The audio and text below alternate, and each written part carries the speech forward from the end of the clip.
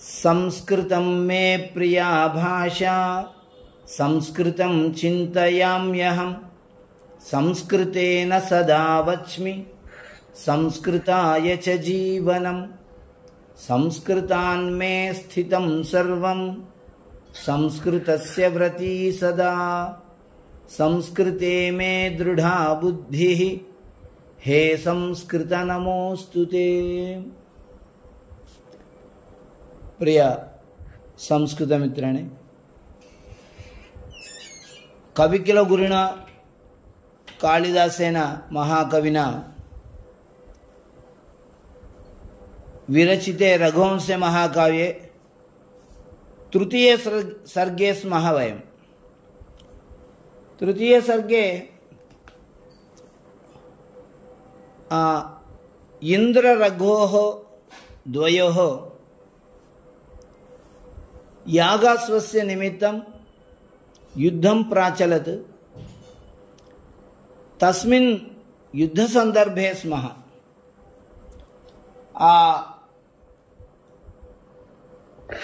ఇంద్రుడు దిలీపుని యొక్క యాగాస్వాన్ని అదృశ్యంగా వచ్చి దొంగిలించి తీసుకువెళ్తున్నాడు. రఘుమహారాజు ఆ విషయాన్ని తన నందిని ధేనువు యొక్క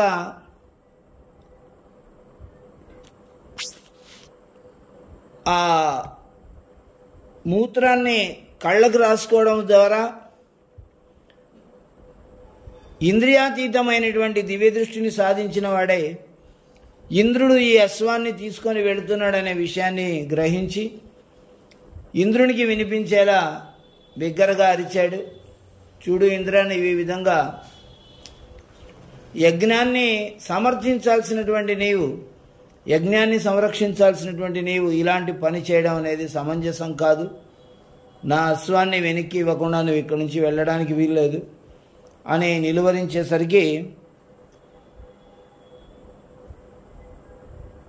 ఇంద్రుడు వెనక్కి మరలి రఘువుతో తలపడడానికి సిద్ధపడ్డాడు. ఇద్దరు బాణాలను తీసుకొని ఒకరి మీద ఒకరు ప్రయోగించుకుంటున్నారు. ఒక బాణంతో రఘువు ఇంద్రుణ్ణి కొట్టాడు.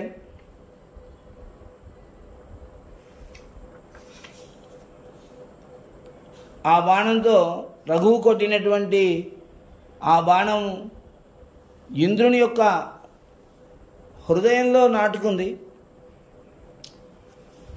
కోపగించుకున్నటువంటి ఇంద్రుడు ఇప్పుడు రఘువును ఒక అమోఘమైనటువంటి వస్త్రంతో, ఆ అస్త్రంతో, అమోఘమైనటువంటి బాణంతో కొట్టాడు. అక్కడి నుంచి మనం ఈరోజు చదువుకోవాలి. దిలీప సూనోహో శ్లోకం అండి. దిలీప సూనో సబృహద్భుజాంతరం ప్రవిశ్య భీమాసురశోణితోచితః ప్రవిశ్య భీమాసురశోణితోచితః పపావనాస్వాదితపూర్వమాశుగః కుతూహలేనేవ మనుష్యశోణితం. భీమ అసుర శోణిత ఉచితః. భయంకరమైనటువంటి రాక్షసుల యొక్క రక్తాన్ని పీల్చుట యందు ఉచితః, సమర్థమైనటువంటి, యోగ్యమైనటువంటి, సహ ఆశుగః, ఆ ఇంద్రుని చేత ప్రయోగించబడినటువంటి బాణము దిలీపసూనోహో, దిలీపుని కుమారుడైన రఘువు యొక్క బృహద్భుజాంతరం, విస్తారమైన పెద్దదైనటువంటి ఒక భుజమునందు ప్రవేశించి అనాస్వాదిత పూర్వం మనుష్య శోణితం. గతంలో ఎప్పుడు మానవుల రక్తాన్ని అనాస్వాదితం, అది రుచి చూసి ఉండకపోవడం వల్ల కుతూహలైన మానవుల రక్తం ఎలా ఉంటుందో చూద్దామనే కుతూహలంతో పాపవు తాగటం మొదలుపెట్టింది. ఇక్కడ ఏమని చెప్తున్నారంటే, ఇంద్రుడు ప్రయోగించినటువంటి ఒక బాణం రఘుమహారాజు యొక్క భుజంలోకి నాటుకుపోయింది. ఆ విషయాన్ని కవి మనకేమని చెప్తున్నాడంటే, ఇంద్రుని బాణము భయంకరమైనటువంటి రాక్షసుల యొక్క రక్తమును పానము చేయడము అనే విషయంలో బాగా ఆసక్తి గలది. అలా చాలాసార్లు చేసింది. కానీ ఇప్పుడు ఒక మానవుని రక్తమును రుచి చూడవలసి వచ్చి, ఇదివరకు ఎప్పుడు అలా అనాస్వాదిత పూర్వం, ఇంతకుముందు ఎప్పుడు మానవుల రక్తాన్ని రుచి చూడకపోవడం వల్ల కుతూహలైన మానవుల రక్తం ఎలా ఉంటుందో రుచి చూడాలి అనేటువంటి ఒక కుతూహలంతో ఆ బాణము రఘు యొక్క భుజంలో నాటుకుపోయింది అని చెప్తున్నాడు. అనంటే ఇంద్రుడు ప్రయోగించినటువంటి బాణము రఘుమహారాజు యొక్క భుజంలో నాటుకుపోయి రక్తము కారుతూ ఉండేలా ఒక పరిస్థితిని తెచ్చిపెట్టింది అని ఈ శ్లోకానికి ఒక అర్థం అన్నమాట. తాత్పర్యం: హరే కుమారోపి కుమార విక్రమ సురద్విపాస్ఫాలన కర్కశాంగులౌ భుజే శచీపత్ర విశేషకాంకితే స్వనామ చిహ్నం నిచఖాన సాయకం. కుమార విక్రమ, కుమారస్వామి వంటి పరాక్రమము గలవాడైనటువంటి కుమారోపి రఘుకుమారుడు కూడా సురద్వీప ఆస్ఫాలన కర్కశ అంగుళౌ. సురద్వీప దేవతల ఏనుగైనటువంటి ఐరావతమును ఆస్ఫాలన తట్టుట చేత కర్కశ అంగుళి కఠినంగా మారిన వేళ్ళు కలవాడైన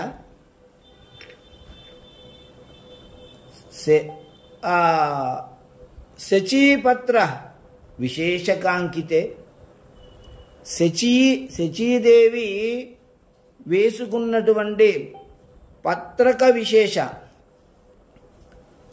పత్రరేఖల యొక్క విశేషము చేత అంకితే ముద్రించబడిన వాడైన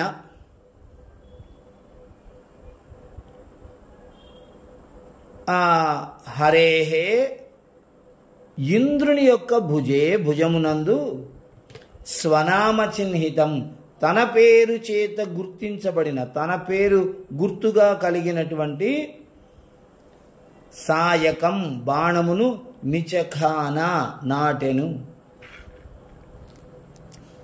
అంటే ఇక్కడేం చెప్తాడు, రఘుమహారాజు కూడా ఇంద్రుని యొక్క భుజములో ఒక బాణాన్ని నాటాడు.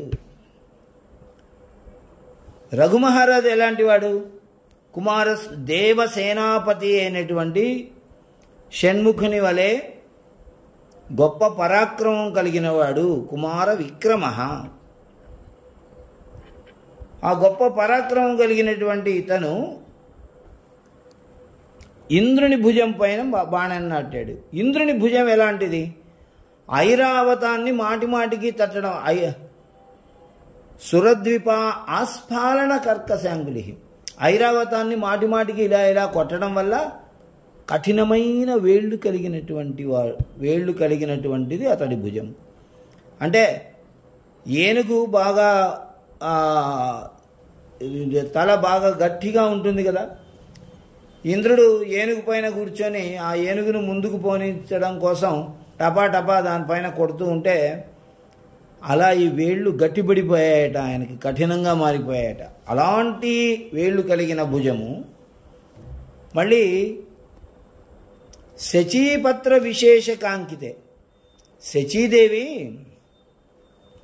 ఒక విశేషమైనటువంటి పత్ర రేఖలు అంటారు. పత్రరేఖలు అంటే ఇప్పుడు టాటూ అంటుంటారు చూసారా, ఇక్కడ ఒకటి రకరకాలుగా శరీరం పైన విశేషమైనటువంటి బొమ్మల్ని గీసుకుంటూ ఉంటారు టాటూలు అనేటువంటి పేరుతో. అది ఈనాటిది కాదు, చాలా ప్రాచీనమైనటువంటి విద్య.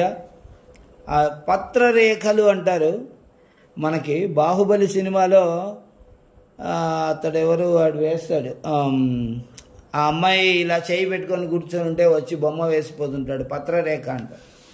శచీదేవి ఆ విధంగా వేసుకున్నటువంటి పత్రరేఖలు ఇతని శరీరం పైన పడి ఉన్నాయి. ఆ ఆలింగనం అది చేసుకున్నప్పుడు ఆ పత్రరేఖ ఇతడి భుజం మీద పడి ఉంటుందన్నమాట. అలాంటి చిహ్నము కలిగినటువంటి భుజం పైన తన పేరు కలిగినటువంటి స్వనామ చిహ్నం, తన పేరు గుర్తుగా కలిగినటువంటి బాణం పైన ఉన్నది. రఘుహు అని, రఘుకుమార అని బాణం పైన పేరున్నటువంటి బాణాన్ని కొట్టాడు. అది ఇంద్రుని యొక్క భుజము పైన నాటుకున్నది. జహార చాన్యేన మయూరపత్రిణ శరేణ శక్రస్య మహాశనిధ్వజం చుకోపతస్మై స భృశం సురశ్రియ ప్రసహ్య కేశవ్యపరోపణాదివ. ఇంకా ఏం జరిగింది అంటే అన్యేన మయూరపత్రిణ, అన్యేన మరొక మయూరపత్రిణ నెమలి రెక్కలు కలిగినటువంటి బాణము చేత, శరేణ బాణము చేత, శక్రస్య ఇంద్రుని యొక్క మహాశనిధ్వజం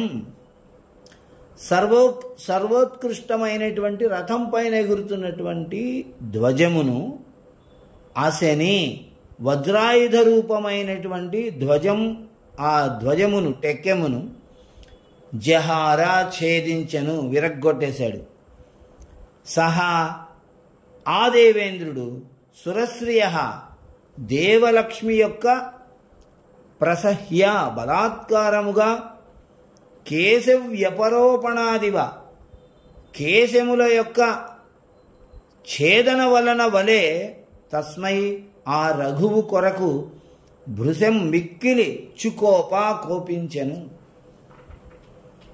రఘుమహారాజు ఏం చేశాడు? తన పేరు కలిగినటువంటి ఒక బాణాన్ని ఇంద్రుని యొక్క భుజములో నాటాడు మరొక బాణంతో. ఆ బాణం ఎలాంటిది? మయూరపత్రిణ. ఆ బాణానికి వెనక వైపు రెక్కలు ఉంటాయి చూసారా, అవి వివిధ పక్షుల యొక్క రెక్కల్ని కడుతూ ఉంటారు. ముందు వైపు ఏమో ఆ లోహంతో కూడుకున్నటువంటి ములికి ఉంటుంది, వెనక వైపు ఏమో పక్షుల యొక్క రెక్కలు ఉంటాయి. అది నెమలి రెక్కలు కలిగినటువంటి బాణం తీసుకొని వేయడం వల్ల ఆ బాణం వెళ్ళి ఇంద్రుని యొక్క సర్వశ్రేష్టమైనటువంటి మహాశని ధ్వజం, ఆ ధ్వజాన్ని విరగ్గొట్టేసింది. ఆ ధ్వజాన్ని విరగ్గొడితే ఇంద్రుడు ఏమనుకుంటున్నాడు? తన రాజ్యలక్ష్మిని జుట్టు పట్టుకొని పక్కకు లాగినట్లుగా బాధపడుతున్నాడు అతను. ఇందుచే రాజ్యలక్ష్మి తల వెంట్రుకలను బలాత్కారముగా కత్తిరించిదే ఎలాంటి కోపము రావాలో ఆ విధమైనటువంటి కోపం వచ్చింది ఇంద్రునికి. ఆ ధ్వజం అనేది ఆ కీర్తి ప్రతిష్టలకి మూలమైనటువంటిది. అలాంటి ధ్వజాన్ని విరగ్గొట్టేస్తే వాళ్ళని మనం ఓడించినట్లే అనమాట. కాబట్టే తన రాజ్యలక్ష్మిని జుట్టు పట్టుకొని ఆ జుట్టును ఛేదించినట్లుగా భావించి కోప్పడుతున్నాడు అతను. తయోరుపాంతస్థిత సిద్ధ సైనికం గరుత్మదాసీ విషభీమదర్శనైః బభూవ యుద్ధం తుములం జయైషిణోః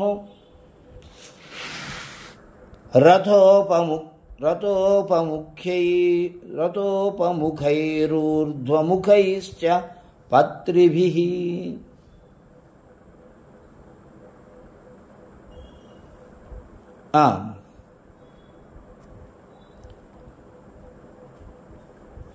జయైష్ణోః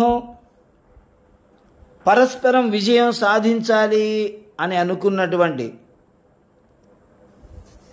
తయోః ఆ ఇంద్ర రఘువులకు గరుత్మదాసీవిష భీమదర్శనైః. గరుత్మంతుడు అంటే గరుడు మరియు సర్పముల వలె భీమా భయంకరమైనటువంటి దర్శనములు కలిగినటువంటి వారి చేత అధోముఖైః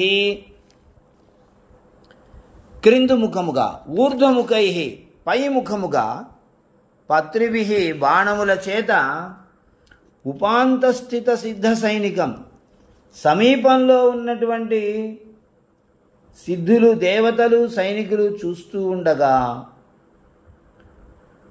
యుద్ధము బభూవ జరిగెను, కలిగెను. ఇప్పుడు ఇక్కడ ఏం జరుగుతుంది అని అంటే, ఒకరినొకరు జయించాలి అనేటువంటి కోరికతో వీళ్ళిద్దరు యుద్ధం చేస్తూ ఉన్నారు. ఒక సర్పము, ఒక గరుడ పక్షి, గ్రద్ద సర్పము రెండు తలపడినప్పుడు ఎంత భయంకరమైనటువంటి యుద్ధం జరుగుతుందో అటువంటి యుద్ధం ఇక్కడ జరుగుతూ ఉంది. క్రింద నిలబడినటువంటి ఈ రఘుమహారాజు ఊర్ధ్వముఖం పైకి బాణాలను వేస్తూ ఉన్నాడు. పైన ఉన్నటువంటి ఆకాశ మార్గంలో ఉన్నటువంటి ఇంద్రుడు అధోముఖైః క్రిందకు బాణాలను వేస్తూ ఉన్నాడు. ఇలా ఇంద్రుడు పైనుంచి క్రిందకు బాణాలను వేస్తున్నాడు, రఘుమహారాజు క్రింద నుంచి పైకి బాణాలను వేస్తున్నాడు. అలా ఒకరినొకరు జయించుకోవాలనే ఉద్దేశంతో అలా బాణాలను వేసుకుంటున్నటువంటి వారిని దగ్గరలో ఉన్నటువంటి దేవతలు, సైనికులు చూస్తూ ఉండిపోయారు. అతి ప్రబంధ ప్రహితాస్త్ర వృష్టిభిః తమాశ్రయన్ దుష్ప్రసహస్య తేజసః శశాఖ నిర్వాపయితుం నవాసవః స్వతశ్చ్యుతం వహ్నిమివాద్భిరంబుదః. వాసవః ఇంద్రుడు అతిప్రబంధ ప్రహితాస్త్ర వృత్తిభిః, అతిప్రబంధ అత్యంత బలీయమైనటువంటి అత్యంత శక్తితో ప్రహిత ప్రయోగించబడినటువంటి అస్త్ర ఆయుధముల యొక్క వృష్టిభిః వర్షముల చేత దుష్ప్రహస్య ఛేదించడానికి అసాధ్యమైనటువంటి తేజసః ప్రతాపమునకు ఆశ్రయం స్థానభూతుడైన తం ఆ రఘువును అంబుదః మేఘము అద్భిః ఉదకముల చేత స్వతః తన వల్ల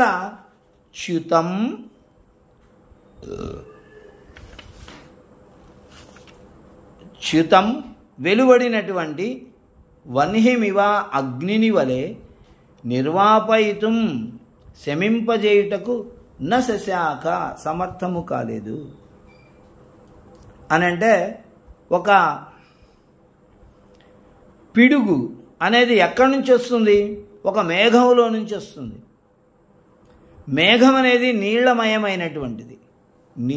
నీళ్లతో కూడుకొని ఉన్నటువంటి మేఘము ఒక పిడుగును సృష్టిస్తుంది.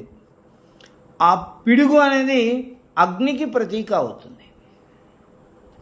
పిడుగు అనేది వేడిగా ఉంటుంది, అది పడ్డ చోట కాలిపోతుంది. మరి ఆ పిడుగును ఆ మేఘము యొక్క నీరు ఆర్పగలదా? లేదు. ఆ విధంగా తన నుండి పుట్టినటువంటి పిడుగును ఒక మేఘము యొక్క జలము ఏ విధంగా ఉపశమింపజేయలేకపోతుందో ఆ విధంగా దేవేంద్రుడు ఎడతెగక ప్రయోగిస్తున్నాడు, వర్షములాగా ప్రయోగించేస్తున్నాడు రఘుమహారాజు బాణాల పరంపరను. ఆ బాణాల పరంపరను ఎంతమాత్రము అతను అడ్డుకోలేకపోతున్నాడు.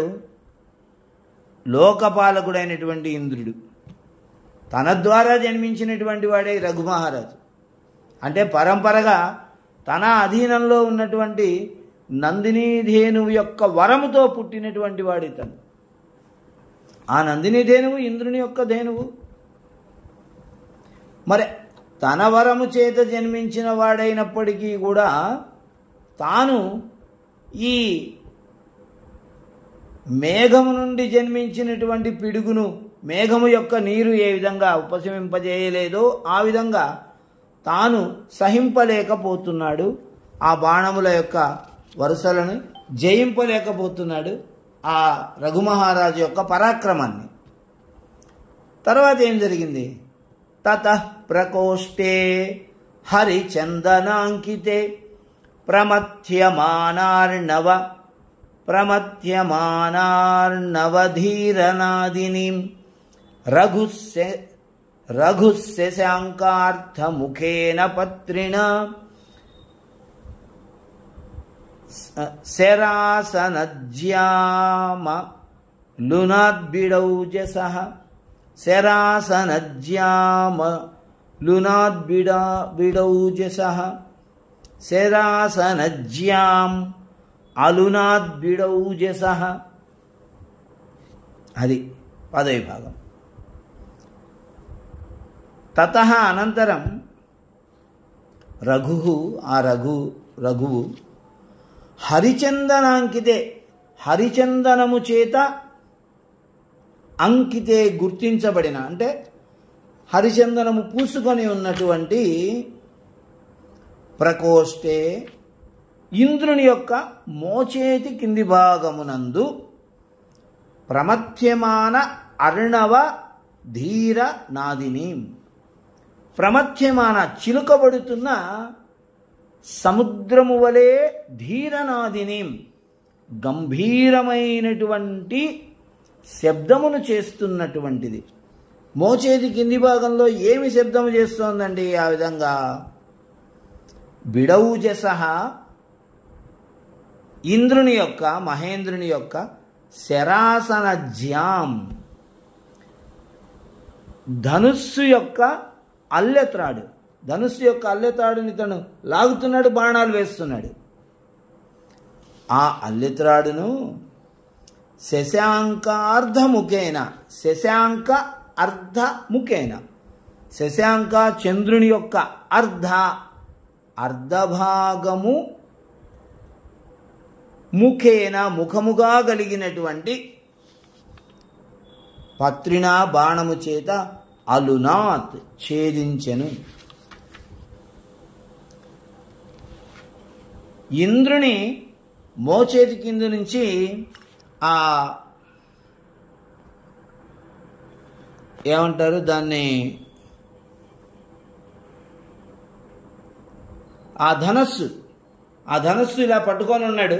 ఒక చేత్తో, ఎడమ చేత్తో పట్టుకొని ఈ రెండవ చేత్తో ఆ అల్లెతాడును లాగుతూ వదులుతూ ఉన్నాడు, లాగుతూ వదులుతూ ఉండడం వల్ల సముద్రాన్ని మథనం చేసేటువంటి సమయంలో ఎటువంటి శబ్దం వస్తుందో అటువంటి శబ్దము వస్తూ ఉంది. జరుగుతుందా? ఎటువంటి సముద్ర మథనం చేస్తూ ఉంటే ఏ శబ్దం వస్తుందో ఆ శబ్దం వస్తూ ఉంది ఆ అల్లెతాడు నుంచి. ఇంద్రుడు చక్కగా హరిచందనాన్ని వళ్ళంతా రాసుకున్నాడు. సర్వాంగే హరిచందనం చ కలయన్. కృష్ణుడు శరీరమంతా హరిచందనం రాసుకున్నట్టు ఇంద్రుడు హరిచందనం రాసుకోనున్నటువంటి మోచేతి కింది భాగంలో సముద్రమథనములాగా శబ్దము చేస్తూ ఉన్నటువంటి అల్లెత్రాడును రఘువు ఛేదించాడు. ఎలా ఛేదించాడు? శశాంకార్ధముఖేన. శశాంక చంద్రుని యొక్క అర్ధముఖం,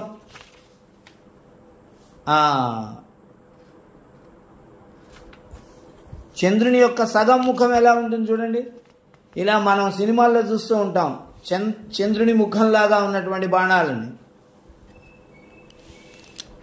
అటువంటి బాణముల చేత బాణముతో కొట్టి ఆ అల్లెత్రాడును విరిచేశాడు.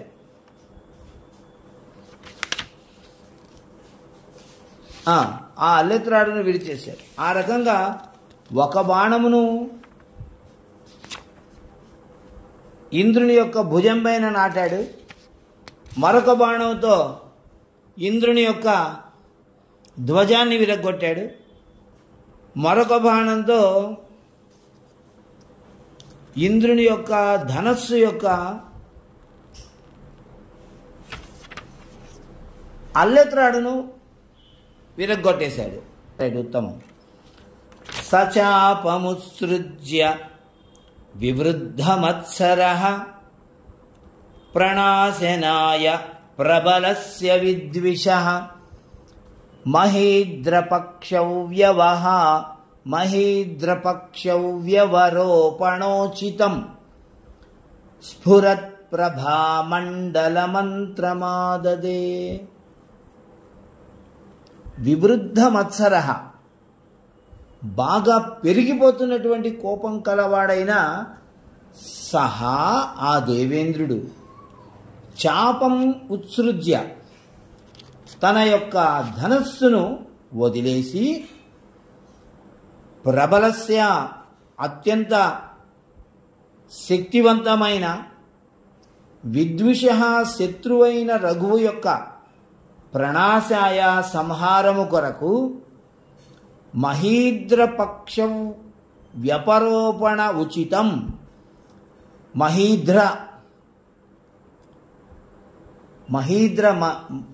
మహీధరములు, పర్వతముల యొక్క పక్ష రెక్కలను వ్యపరోపణ, ఛేదనము చేసేటువంటి ఉచితం, సామర్థ్యము కలిగినదైన, పర్వతాల రెక్కలను సైతం, అంటే రాళ్లమయమైన రెక్కలను సైతము ఖండించగలిగే సామర్థ్యము కలదైన స్ఫురత్ ప్రభామండలం, ప్రభామండలం కాంతుల సమూహాలతో స్ఫురత్ భాసిల్లుతూ ఉన్నదైనటువంటి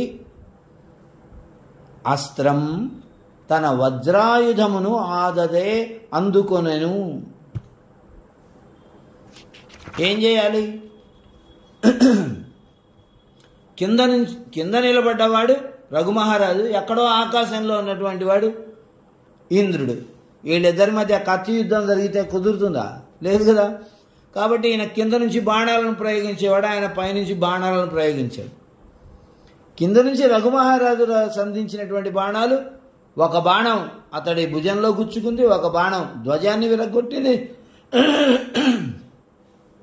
మరొక బాణం ఇంద్రుని ధనస్సు యొక్క అల్లెత్రాడును తుంచేసింది. ఏం చేయాలి? ఆ ధనుస్సు ఎందుకు పనికి వస్తుంది? ఆ ధనుస్సును పక్కన పడేసి,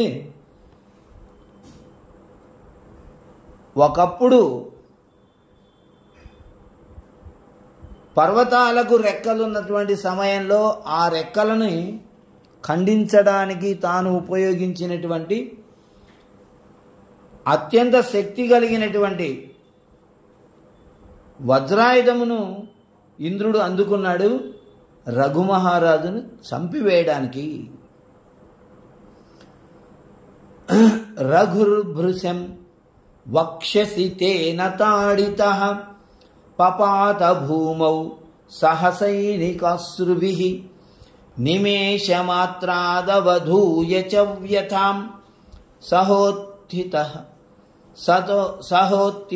సైనిక హర్ష్యనిస్వనైః.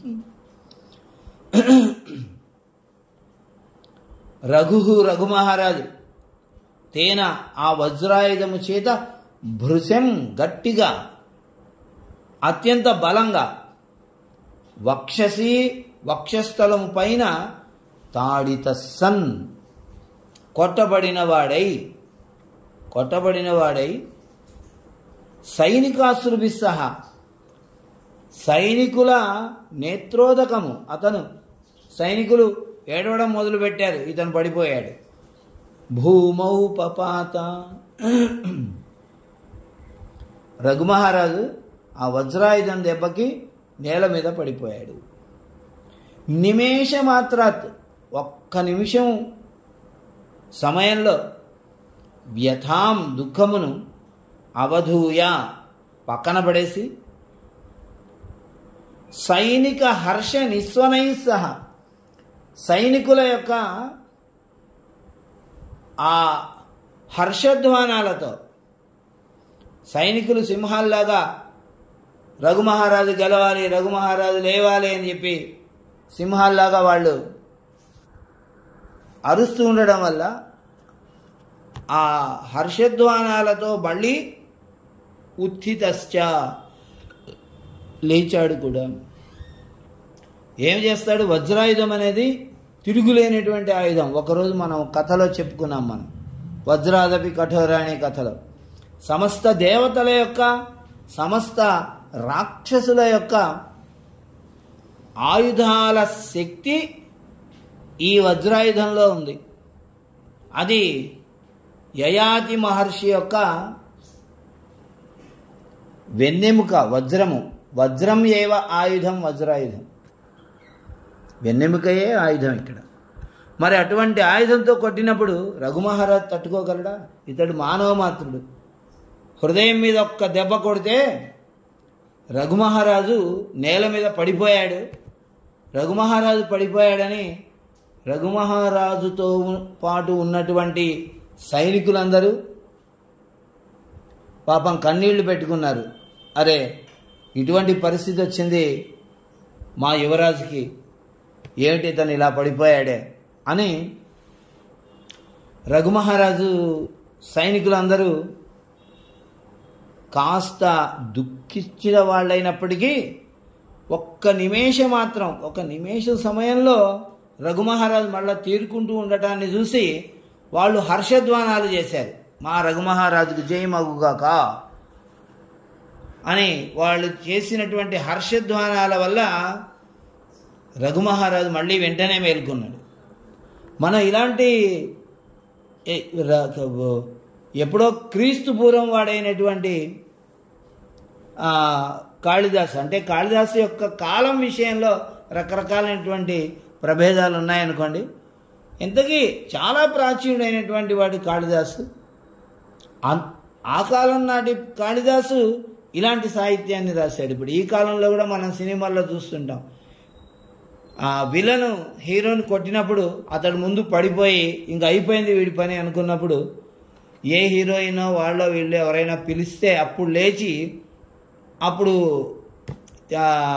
విలన్ పైన తిరగబడి కొట్టడం అనేది మనం చూస్తున్నాం. ఆ సన్నివేశమే ఇది.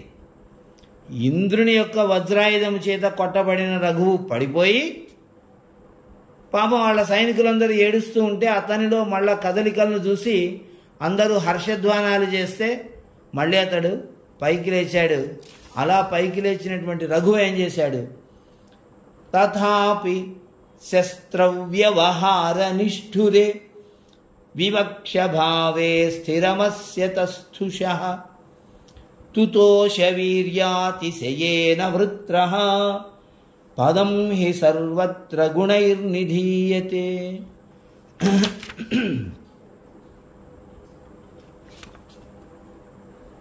తథాపి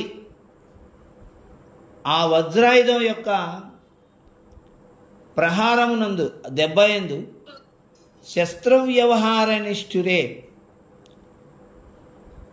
ఆ ఆయుధ వ్యాపారము చేత అత్యంత కఠినమైనటువంటి వజ్రాయుధము చేత దెబ్బ తినడం అనేది చాలా కఠినమైనటువంటి వ్యవహారము అయినప్పటికీ విపక్ష భావే శత్రుత్వమునందు స్థిరమగునట్టు తస్తుషః ఉండే స్వభావం గల అస్య ఈ రఘువు యొక్క వీర్యాతిశయేన పరాక్రమాధిక్యము చేత వృత్రః ఇంద్రుడు తుతోష సంతోషించెను, గుణై గుణముల చేత సర్వత్రా అన్ని చోట్ల పదము నిధీయతే ఉంచబడును హి కదా. అంటే ఈ రఘుమహారాజును ఇంద్రుడు వజ్రాయుధంతో కొట్టినప్పుడు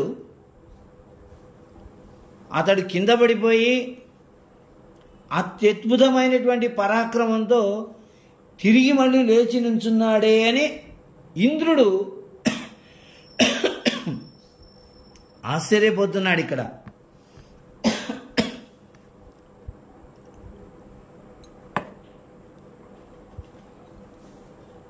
ఆయుధానామహం వజ్రం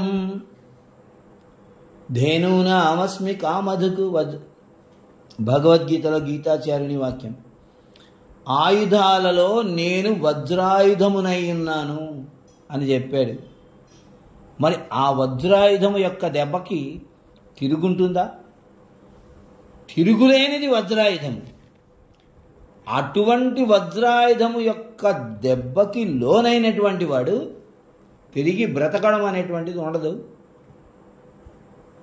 ఎప్పుడైతే భూమి మీద పడిపోయాడో ఇంద్రుడు అనుకున్నాడు ఈ రఘువు అయిపోయాడు అనుకున్నాడు. కానీ ఆ రఘువు మళ్ళీ లేచి నుంచొని తన శత్రువైనటువంటి ఇంద్రుని వైపు చూస్తూ బాణాలు వేయడానికి సిద్ధపడుతూ ఉంటే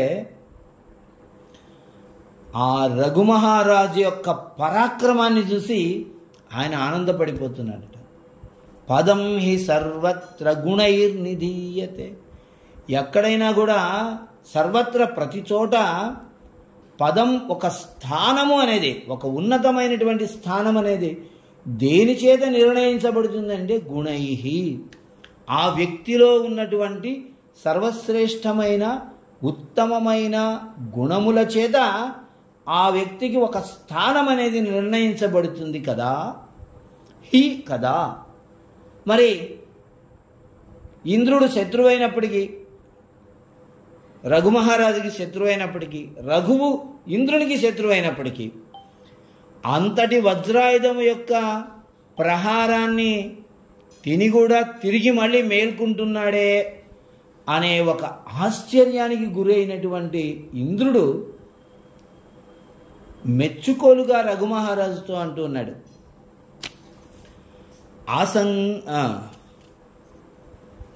అసంగమదృష్వపి సారవత్తయా నమే త్వదన్యేన విషోఢమాయుధం అవేహి మాం ప్రీతమృతే తురంగమాత్ కిమిచ్చసీతి స్ఫుటమాహ వాసవః. వాసవః ఇంద్రుడు.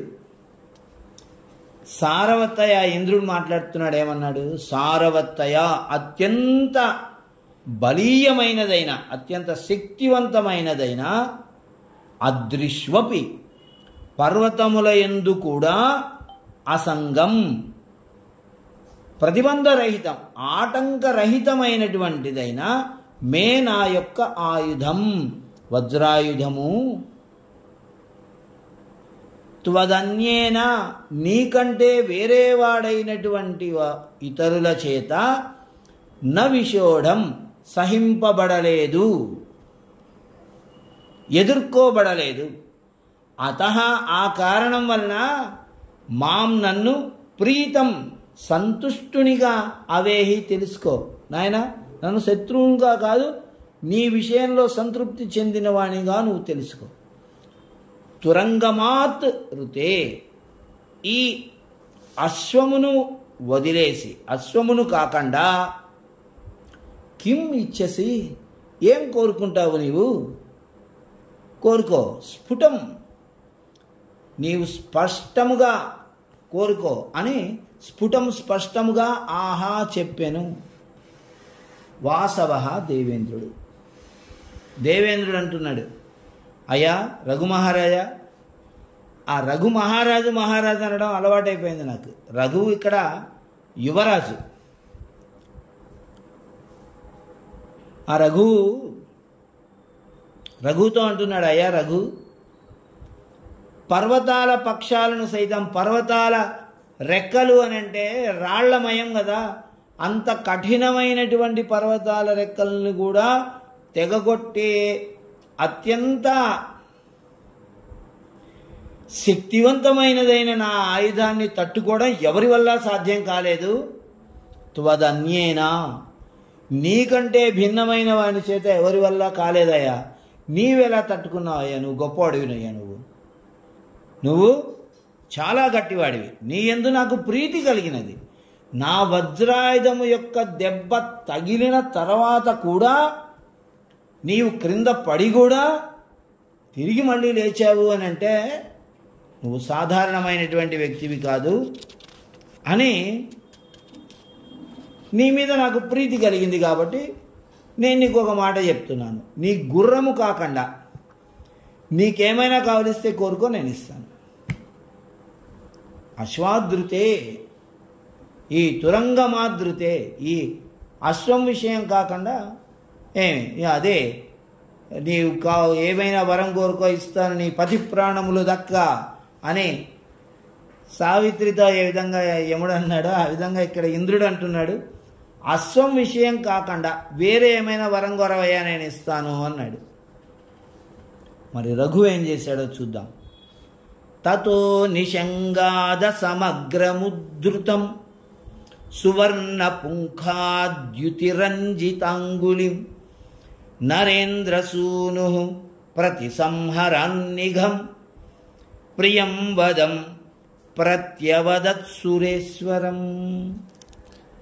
తతః, అనంతరం ఇంద్రుడు ఈ విధంగా మాట్లాడిన తరువాత నరేంద్రసూను, నరులకు రాజు అయినటువంటి దిలీపుని యొక్క కుమారుడైన రఘువు నిషంగాత్, అంబుల పొది నుండి, తూణీరవు నుండి, అసమగ్రం యథాతథ, పూర్తిగా ఉద్ధృతం, పైకెత్తనటువంటి, అసమగ్రం ఉద్ధృతం అంటే పూర్తిగా పైకి తీయనటువంటి, సగం పైకి తీసినటువంటి సువర్ణ పుంఖ ద్యుతి రంజిత అంగుళిం, సువర్ణ బంగారము యొక్క పుంఖ పిడి కలిగినదైన, పిడి యొక్క ద్యుతి కాంతి చేత రంజిత ప్రకాశింపబడుతున్నటువంటి అంగుళిం వేళ్ళు కలిగిన ఇషుం ఆ బాణమును ప్రతిసంహరన్ సన్ వెనక్కి పెట్టేస్తూ ఉన్నటువంటి వాడై ప్రియంవదం ప్రియముగా మాట్లాడుతున్నటువంటి సురేశ్వరం దేవతలకి అధిపతి అయినటువంటి ఇంద్రుని మహేంద్రుని గూర్చి ప్రత్యవదత్ బదులు చెప్పాను. ఇప్పుడు యుద్ధం జరుగుతోంది ఇద్దరికి. ఆయన వజ్రాయుధంతో కొట్టాడు. ఆ వజ్రాయుధం ఈయన హృదయం పైన తగిలింది. తగలగానే మరి దెబ్బ తగిలితే అనుభవించాలి కదా. ఆ వజ్రాయుధం యొక్క దెబ్బకు తట్టుకోలేక భూమి మీద పడిపోయాడు. సమర్థుడు కాబట్టి ఆ దెబ్బను కొంత ఒక్క నిమిష సమయం అనుభవించినా కూడా ఆ బాధని వెంటనే తేరుకొని లేచి నిలబడ్డాడు. లేచి నిలబడినటువంటి రఘుమహారాజు ఏం చేస్తున్నాడు? అమ్ముల పొదిలో నుంచి బాణాలను తీస్తూ ఉన్నాడు. ఆ బాణం ఎలా ఉంది? సువర్ణ పుంఖ ద్యుతి రంజితాంగుళి. ఆ బాణము యొక్క చివరలు బంగారముతో పొదగబడి ఉన్నాయి. కాబట్టి ఆ బంగారము యొక్క ద్యుతి కాంతి చేత ఆ బాణాన్ని పట్టుకున్నటువంటి వేళ్ళకి కూడా ఆ కాంతి చేత ఈ వేళ్ళు కూడా ప్రకాశిస్తూ ఉన్నాయి. అలాంటి బంగారము పొదగబడినటువంటి బాణముల నుండి వెలువడుతున్న కాంతుల చేత ప్రకాశింపబడుతున్నటువంటి వేళ్ళు కలిగిన వాడైనా రఘుమహారాజు సగం పైకెత్తినటువంటి బాణాన్ని వెనక్కి పెట్టేశాడు. పెద్దవాడు, దేవతలకు మహారాజు అయినటువంటి ఇంద్రుడు, ఆయన నా పట్ల ప్రీతి గలవాడే ఏదో మాట్లాడుతున్నాడు, ఆ మాటను ఒకసారి ఆలకిద్దాం అని నిర్ణయించుకొని ఆ బాణాన్ని వెనక్కి పెట్టేసి ప్రత్యవదత్ ఆయనకి ఈ విధంగా చెప్తున్నాడు. ఏమని చెప్తున్నాడు? అమోచ్యమస్వం యది మన్యసే ప్రభో తతః సమాప్తే విధినైవ కర్మణి అజస్ర దీక్షా ప్రయతః సమద్గురుః క్రతోరశేషేణ ఫలేన యుజ్యతాం. హే ప్రభో, ఓ దేవేంద్రుడా, అశ్వం అమోచ్యం, గుర్రం వదలదగినది కాదు అని యది మన్యసే, ఒకవేళ నీవు తలచుచున్నవాడవైతే, తతః ఆ తరువాత అజస్ర దీక్షా ప్రయతః, అజస్ర నిరంతరము దీక్ష, ఈ యజ్ఞ దీక్ష యందు ప్రయతః నిరతుడై ఉన్నటువంటి వాడు అయినా సహమద్గురు, ఆ మా తండ్రి అయినటువంటి దిలీప మహారాజు విధినైవ శాస్త్రము చేతనే కర్మణి యాగకర్మ సమాప్తే సతి ముగిసిపోగా క్రతోహో అశ్వమేధయాగము యొక్క ఫలేన అశేషేణ సమాప్తమైనటువంటి ఫలితము చేతనే యుజ్యతాం కూడుకొని ఉండునుగాక. అంటే ఏం చెప్తున్నాడు ఇక్కడ? అయ్యా ఓ దేవేంద్ర, నా తండ్రి ఏమో 100 యాగాలను పూర్తి చేయాలి అనేటువంటి ఉద్దేశంతో నిరంతరము యజ్ఞదీక్షను పూని చాలా శ్రద్ధగా యజ్ఞాలను చేస్తూ ఉన్నాడు కదా. మరి నీవేమో అశ్వాన్ని వదలను అని అంటూ ఉన్నావు. అశ్వాన్ని వదలను అంటున్నావు, మళ్ళీ ఏం కావాలో కోరుకోమంటున్నావు. కాబట్టి అశ్వాన్ని వదలకుండా ఉండటం అనేటువంటిదే నీవు కోరుకున్నటువంటిదైతే, నా తండ్రి ఈ 100వ యాగమును పూర్తి చేయకుండానే పూర్తి చేస్తే ఏ విధమైనటువంటి ఫలితం వస్తుందో అలాంటి ఫలితంతో నా తండ్రిని అనుగ్రహించు. ఇంకే కొట్టాడు దెబ్బ. ఇప్పుడు వాళ్ళకి కావాల్సిండేది యజ్ఞం చేయడం అనేది కాదు కదా, 100 యాగాలు పూర్తి చేసినటువంటి ఫలితం కావాలి. కాబట్టి సరేనయ్యా, అశ్వాన్ని నీవే ఉంచేసుకో, అశ్వాన్ని నువ్వు వదలకుండా నీకేం కావాలో కోరుకోమంటే నేను నీదే కోరుకుంటాను. మరి 100 యాగాలు పూర్తి చేయాలి అనేటువంటి దీక్షతో ఈ యజ్ఞాలను చేసుకుంటూ పోతున్నటువంటి నా తండ్రి యొక్క దీక్ష ఫలేన అశేషేణ, శేషము ఇంకా ఉంది, 1 యాగం మిగిలింది. కాకపోతే అశేషేణ 1 యాగం కూడా మిగలలేదు అన్నట్లుగా ఆ ఫలితము చేత నీవు యుజ్యతాం యోజన చేయి. నా తండ్రిని ఆ ఫలితం తీసుకొచ్చి పెట్టు, సంపూర్ణమైన దానినిగా నువ్వు ఫలితాన్ని ఇవ్వు. యథా చ వృత్తాంతమిమం సదోగతః త్రిలోచనైకాంశతయా దురాసదః తవైవ సందేశ హరాద్విశాంపతిః శృణోతి లోకేశ తథా విధీయతాం. ఇంకొక పని చేసి పెట్టు. ఏంటది అనంటే, సదోగతః యజ్ఞశాల యందు ఉన్నవాడైనటువంటి త్రిలోచన ఏకాంశతయ పరమేశ్వరుడితో తాదాత్మ్యము చెందినటువంటి వాడైనటువంటి, పరమేశ్వరుడిలో ఒక అంశ కలిగిన వాడైనటువంటి, దురాసద దుర్లభమైనటువంటి పరాక్రమము గలవాడైనటువంటి, విశాంపతి దిక్కులకు రాజు అయినటువంటి వాడు, అంటే సార్వభౌముడైనటువంటి దిలీప మహారాజు యథా ఏ ప్రకారముగా ఇమం వృత్తాంతం ఈ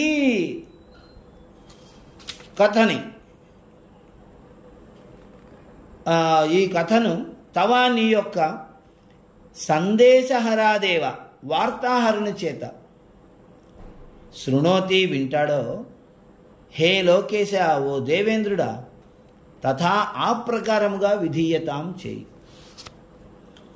చూడు, నీవు నా తండ్రిని 100వ యాగము పూర్తి చేయవలసిన అవసరం లేకుండానే 100వ యాగము పూర్తి చేసినటువంటి ఫలితాన్ని నువ్వు ఇచ్చేసాయి. ఇస్తున్నావు కదా. ఈ విషయాన్ని నేను వెళ్ళి మా తండ్రికి చెప్పడం కాదు, నువ్వే నీ యొక్క వార్తాహరుని చేత సందేశహరాత్, నీ సందేశాన్ని వినిపించేటువంటి వాడు ఒకడు ఉంటాడు కదా, ఎవరో నీ దూతలు, ఆ దూతను పంపించి యజ్ఞశాలలో ఉన్నటువంటి వాడు శివుని యొక్క ఒక అంశను పొందినటువంటి వాడు. శివుని యొక్క అంశ అంటే శివుడు అష్టమూర్తి. అభిజ్ఞాన శాకుంతలంలో ప్రార్థనా శ్లోకంలో ఉన్నదండి ఆ విశేషాంశం అంతా. ఆ శ్లోకం వెంటనే గుర్తు రావట్లేదు. అష్టమూర్తే అని అభిజ్ఞాన శాకుంతలం శ్లోకంలో చెప్పారు. శివుడు 8 రూపాలతో ఉంటాడు. అందులో ఒకటి యజ్ఞకర్త. అది అష్టసిద్ధులు. అవి అష్టసిద్ధులు. శివుడు అష్టమూర్తి అంటే ఈ పంచమహాభూతాలు, తర్వాత యజ్ఞము చేసేటువంటి కర్త, ఇలా చెప్తారు. ఆ రూపాలలో ఉండి లోకాన్ని సంరక్షిస్తూ ఉంటాడు. 8 రూపాలలో ఉండి అందులో ఒక రూపము యజ్ఞకర్త. కాబట్టి త్రిలోచన ఏకాంశతయ, త్రిలోచనుడికి 8 అంశాలు ఉన్నాయి. అందులో ఒక అంశ యజ్ఞకర్త అనేటువంటి అంశతో కూడుకొని ఉన్నటువంటి నా తండ్రికి ఈ విషయాన్ని నేనెళ్ళి చెప్పకూడదు. నీవే ఒక వార్తాహరుని పంపించి, ఏమయ్యా దిలీప, నీ యొక్క 100వ యజ్ఞము కూడా పూర్తి అయినది, నువ్వు ఇంకేమేం చేయాల్సిన అవసరం లేదు, 100వ యజ్ఞం కూడా పూర్తయినటువంటి ఫలితాన్ని నువ్వు పొందావు అని దేవతలకు రాజు అయినటువంటి ఇంద్రుడే ఆజ్ఞాపించాడు, ఒక వరం ఇచ్చాడు నీకు అనే వార్తని నీవు నీ వార్తాహరుని చేత నా తండ్రికి చెప్పించు అని అసలు ఏమి కంగారు పడకుండా, ఎటువంటి ఎగ్జంప్షన్ లేకుండా చక్కగా మాట్లాడేస్తున్నాడు ఎవరు, రఘుమహారాజు. తథేతి కామం ప్రతి శుశ్రువాన్ రఘో యథాగతం మాథలి సారథిర్యయౌ నృపస్య నాతి ప్రమనా సదోగృహం సుదక్షిణాసూనురపి న్యవర్తత. చూడండి, మాతలి సారథి, మాతలి అనేటువంటి సారథిని కలిగిన వాడైన ఇంద్రుడు రఘోహో, రఘుమహారాజు యొక్క కామం మనోరథమును తథా ఇది, అలాగే అని ప్రతిశ్రుతవాన్, ఒప్పుకున్నవాడగుచు, యథాగతం ఎలా వచ్చాడో అలా యయౌ వెళ్ళిపోయాడు. సుదక్షిణాసునురపి, సుదక్షిణ యొక్క కుమారుడైన రఘువు కూడా నాతి ప్రమణాహ అతి ప్రమణాహ అత్యంత సంతోష విశిష్టుడు కానటువంటి వాడై నృపస్య దిలీప మహారాజు యొక్క సదోగృహం యజ్ఞమంటపమును గూర్చి న్యవర్తత వెనుదిరిగి వెళ్ళాడు. ఇక ఏమైంది, ఎప్పుడైతే రఘుమహారాజు అయ్యా నాకు నా తండ్రికి 100 యాగాలు పూర్తి చేసినటువంటి ఫలితాన్ని ఇచ్చేసే నీవు, అది కూడా నీ వార్తాహరుని చెప్పి పంపించు అని అన్నాడు. వెంటనే ఒప్పేసుకున్నాడు ఇంద్రుడు. సరేనయ్యా, నువ్వు చెప్పిండేది నేను ఒప్పుకుంటున్నాను అని చెప్పి తాను ఏ విధంగా అయితే ఈ యజ్ఞాశ్వాన్ని అపహరించడానికి అలా ఆకాశ మార్గంలో వచ్చాడో అలాగే వెళ్ళిపోయాడు. మాతలి సారథి, మాతలి అనేటువంటి సారథి కలిగినటువంటి దేవేంద్రుడు. అప్పుడు ఈ రఘుమహారాజు కూడా సరే వచ్చిన పని అయిపోయింది, మనకు గుర్రం కాదు ముఖ్యం, గుర్రం అతను ఇస్తే ఏమవుతుంది, ఆ గుర్రాన్ని తీసుకొని వచ్చి ఇక్కడ అశ్వమేధ యాగం చేస్తారు. అశ్వమేధ యాగం చేసిన తర్వాత ఆ అశ్వమేధ యాగము చేసినటువంటి ఫలితం అనేది వస్తుంది. కానీ ఇప్పుడు ఏమైంది, అశ్వమేధ యాగం పూర్తి చేయకుండానే 100 అశ్వమేధ యాగాలు చేసినటువంటి ఫలితం వచ్చేస్తుంది. కాబట్టి ఇంకా గుర్రం కోసం యుద్ధం చేయడంలో అర్థం లేదు, అందుకని వచ్చేస్తూ ఉన్నాడు. వచ్చేసాడు. తండ్రి ఎక్కడైతే యజ్ఞం చేస్తూ ఉన్నాడో ఆ యజ్ఞశాలకు వచ్చాడు. వచ్చిన తర్వాత ఏం జరిగింది, తమభ్యనందత్ ప్రథమం ప్రబోధితః ప్రజేశ్వరస్యాసనహారిణా హరేః పరామృశన్ హర్షజడేన పాణినా తదీయమంగం కులిశవ్రణాంకితం. హరేహే, ఇంద్రుని యొక్క, హరి అనేటువంటి పదము చాలా అర్థాలు కలిగి ఉన్నది. అందులో ఒకటి శ్రీ మహావిష్ణువు అని, ఒకటి వానరుడు ఆంజనేయుడు అని, ఒకటి ఇంద్రుడు అనేటువంటిది. ఇక్కడ హరి అంటే ఇంద్రుడు. హరేహే, ఇంద్రుని యొక్క శాసనహారిణ, శాసనాలను ఆజ్ఞలని మోసుకొచ్చేటువంటి వాడైనటువంటి వాడి చేత ప్రథమం ఈ రఘు అక్కడికి వెళ్ళేసరికే ప్రబోధిత, బోధించబడిన వాడైన, తెలుపబడిన వాడైనటువంటి ప్రజేశ్వర, ప్రజానాం ఈశ్వర, ప్రజలకు నాయకుడైనటువంటి ఆ దిలీపుడు హర్షజడేన, హర్షము చేత శీతలమైనటువంటి, చాలా ఆనందపడిపోయాడు. ఓ దేవేంద్రుడు అంతటి వాడు గొప్ప వరాన్ని పంపించాడు నాకు అని. ఆ హర్షము చేత ఈ చేతులు అవన్నీ చల్లగా అయిపోయాయి ఆయనకి ఆనందంతో. ఆ పాణిన, చల్లటి చేతితో కులిశవ్రణాంకితం, వజ్రాయుధము యొక్క గాయములు తగిలినటువంటి తదీయం, ఆ రఘుమహారాజు యొక్క అంగం, శరీరమును పరామృశన్, నిమృతూ ఉన్నటువంటి వాడై, తం, ఆ రఘువును అభ్యనందత్, అభినందించెను. నాయన, ఇంద్రుని యొక్క వజ్రాయుధము యొక్క దెబ్బతి తిని బ్రతికినటువంటి వాడు, బట్ట కట్టినటువంటి వాడు ముల్లోకాల్లో లేడు నాయన. అటువంటిది ఇంద్రుని యొక్క వజ్రాయుధము చేత దెబ్బ తగిలినప్పటికీ కూడా నీవు సజీవంగా ఉన్నావని అంటే నీ పరాక్రమం సామాన్యమైనది కాదురా. ఇటువంటి సూర్యవంశంలో నీవు ఏ దేవతాంశను మా వంశంలో జన్మించావురా నాయన అని రఘుమహారాజును మెచ్చుకుంటూ ఉన్నటువంటి వాడై, పూర్వమే ఇంద్రుని యొక్క వార్తాహరుని చేత విషయమును విన్నటువంటి వాడై ఆనందం కలిగినటువంటి ఆ రఘుమహారాజు అతని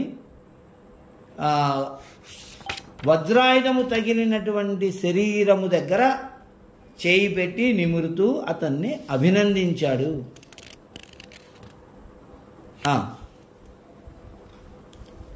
ఇతి క్షితీశః నవతిం నవాధికాం మహాక్రతూనాం మహనీయ శాసనః సమారురుక్షుర్దివమాయుషక్షయే తతా ఆయుషః క్షయే తతా న సోపాన పరంపరామివ. ఇది, ఈ విధంగా మహనీయ శాసనః, అత్యంత గౌరవనీయమైనటువంటి శాసనం పరిపాలన చేసిన వాడైన క్షితీశః దిలీప మహారాజు మహాక్రతూనాం, సర్వోత్కృష్టమైన అశ్వమేధ యాగము యొక్క నవ అధికాం, 9 ఎక్కువైన, నవతిం 90ని, 9 ఎక్కువైన 90 అంటే 99, ఆయుష, ఆయుష్ యొక్క క్షయే, క్షీణించిన సమయంలో, దివం స్వర్గమును, సమారురుక్షు ఎక్కదలిచినటువంటి వాడై సోపాన పరంపరామివ మెట్ల యొక్క మార్గమును వలె తతాన ఏర్పాటు చేసుకునేను. దిలీప మహారాజు కూడా సంతోషపడ్డాడు. ఏమనుకున్నాడు, రైట్, అట్లయితే నాకు ఈ 100వ యాగం చేయాల్సిన అవసరం లేకుండానే చేసినటువంటి ఫలితం వచ్చేసింది. 99 యాగాలు అయితే అసలు నేను చేసేసాను ముందుగానే. అయితే ఇది నా ఆయుక్షీణమయ్యి రేపు నేను స్వర్గస్థుణ్ణి, దివంగత అంటాం మనం. చనిపోయినటువంటి వాడిని ఎంతో గౌరవంగా మనం దివంగత, అతడు దివం స్వర్గమునకు గత వెళ్ళాడు, దివంగత. వాజపేయి గారు అంటే స్వర్గానికి వెళ్ళినటువంటి వాజపేయి గారు, అలా సగౌరవంగా మనం చెప్తాం. అలా నేను స్వర్గానికి వెళ్ళేటువంటి సమయంలో ఒక సోపాన మార్గంలాగా ఉంటాయి ఈ యజ్ఞములు, ఒక సోపాన మార్గాన్ని నేను నిర్మించుకున్నట్లుగా ఉంటుంది అని ఆయన అనుకుంటూ ఉన్నాడు. దిలీప మహారాజు అంత్యకాలంలో స్వర్గానికి పోయేటువంటి సమయంలో ఒక మెట్లను కట్టినట్టుగా 99 అశ్వమేధాలని పూర్తి చేసుకున్నాను నేను అని సంతోషపడ్డాడు. ఇది ఇక్కడికి తృతీయ సర్గ పూర్తవుతుంది. చివరి శ్లోకం భిన్నమైనటువంటి వృత్తంలో ఉంటుంది. చివరి శ్లోకం చెప్తూ ఉన్నాడు, అథ స విషయ వ్యావృత్తాత్మా యథా విధి సూనవే నృపతి కకుదం దత్వా యూనే సితాతపవారణం మునివనతరుఛాయాం దేవ్యా తయా సహ శిశ్రియే గలిత వయసామిక్ష్వాకూణాం ఇదం హి కులవ్రతం. అథ అనంతరం విషయ వ్యావృత్తాత్మ, విషయ వ్యావృత్త ఆత్మ, శబ్దాది విషయములందు వ్యావృత్త వదిలివేసినటువంటి చిత్తము కలవాడే సహా ఆ దిలీపుడు యథావిధి శాస్త్రం ప్రకారముగా యూనే యువకుడైనటువంటి సూనవే తన పుత్రుడైనటువంటి రఘువుకు నృపతి కకుదం రాజచిహ్నమైనటువంటి రాజలాంఛనమైనటువంటి సీతాపవారణం శ్వేతఛత్రము వెండి గొడుగును దత్వా ఇచ్చి తయా దేవ్యా సహ ఆ సుదక్షిణాదేవితో కూడి మునివన తరుఛాయాం, మునివనం మునులు నివసించేటువంటి తపోవనం అని అర్థం. అక్కడున్నటువంటి తరుఛాయ ఒక చెట్టు నీడను శిశ్రియే ఆశ్రయించెను. ఈ వైభవమైనటువంటి రాజభోగాలతో కూడి ఉన్నటువంటి ఈ అంతఃపురం నుంచి ఒక తపోవనంలో ఉన్నటువంటి తరుఛాయలోకి వెళ్ళిపోయాడు. తథాహి ఏ విధంగా అంటే గలిత వయసాం, గడిచిపోయినటువంటి వయస్సు కలవారైన ఇక్ష్వాకూణం సూర్యవంశంలో వారికి ఇదం ఇది కులవ్రతం కులక్రమాగతంగా వస్తున్నటువంటి ఒక దీక్ష హి కదా, నియమము కదా. మనం ఆసముద్రక్షి తీసాం, లేదంటే యవ్వనే విషయైషిణాం వార్ధకే మునివృత్తీనాం యోగైన అంతే తనుత్యజం అనే మొదటి సర్గలో చదువుకున్నాం. రఘువంశ రాజులు ఎలాంటి వాళ్ళయ్యా అంటే వార్ధక్యే, వాళ్ళకి ముసలితనం వచ్చినప్పుడు మునివృత్తీనాం మునులలాగా జీవనం చేసేటువంటి వారు. ఇప్పుడు మహారాజులాగా జీవనం చేస్తూ ఉన్నాడు. ఒక మహారాజు ఎలాంటి శౌర్య ధైర్యాదులను కలిగి ప్రజలని ఎలా సంరక్షించాలో, ఎలా పరిపాలించాలో ఆ విధమైనటువంటి అన్ని రాజలక్షణాలు, లాంఛనాలు, వైభవాలు కలిగి రాజ్యాన్ని పరిపాలించారు. ముసలితనం వచ్చింది, కుమారుడు యవ్వనవంతుడయ్యాడు. కాబట్టి ఇప్పుడేం చేశాడు, ఈ దిలీప మహారాజు రాజ్యలక్ష్మికి చిహ్నమైనటువంటి వెండి గొడుగు, వెండి గొడుగు అంటే ఛత్రపతి, ఛత్రం, శ్వేత ఛత్రం. ఆ శ్వేత ఛత్రాన్ని అది ఉన్నాడంటే చక్రవర్తి అని అర్థం. ఆ వెండి గొడుగును ఆ కుమారునికి ఇచ్చేసి, నాయన చక్కగా రాజ్య పరిపాలన చేసుకోవయ్యా, మేము తపోవనాలకు వెళ్ళిపోతున్నామని సుదక్షిణాదేవితో కలిసి ఆ తపోవనాలకి వెళ్ళిపోయాడు అనేటువంటి శ్లోకంతో ఈ తృతీయ సర్గ అనేటువంటిది పూర్తవుతుంది. ఒక ఉపజాత వృత్తిలో సాగినటువంటి తృతీయ సర్గ అనేటువంటిది అది నియమం. సర్గ యొక్క చివరి శ్లోకంలో వృత్తం మార్చాలి అని మరొక వృత్తంలో రాశారు. ఈ వృత్తం పేరేమిటో తెలియలేదు. ఒకసారి హరిణీ వృత్తం అట. ఇది హరిణీ వృత్తం అనేటువంటి వృత్తంతో పూర్తి చేశాడు మహాకవి కాళిదాసు.